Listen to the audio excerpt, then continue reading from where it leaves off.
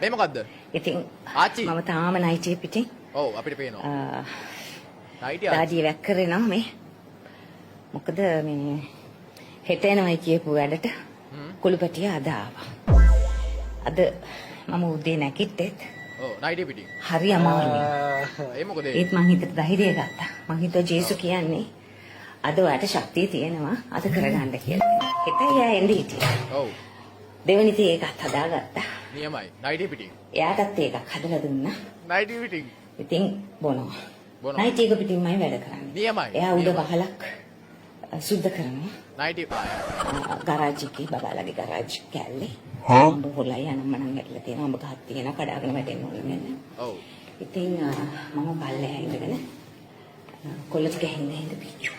නයිටි පිටින්. හරි නියමයි ඔක්කොම නයිටි පිටින් තමයි කරන්නේ. ඉඳාගන්නේ නයිටි පිටින්. නැගිටින්නේ නයිටි පිටින්. අතු ගන්න නයිටි පිටින්. තේ හදන්නේ නයිටි පිටින්. ඔක්කොම නයිටි එක පිටින්.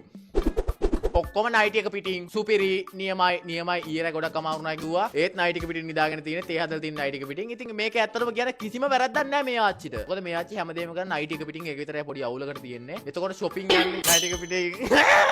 Nice. Moving to the next.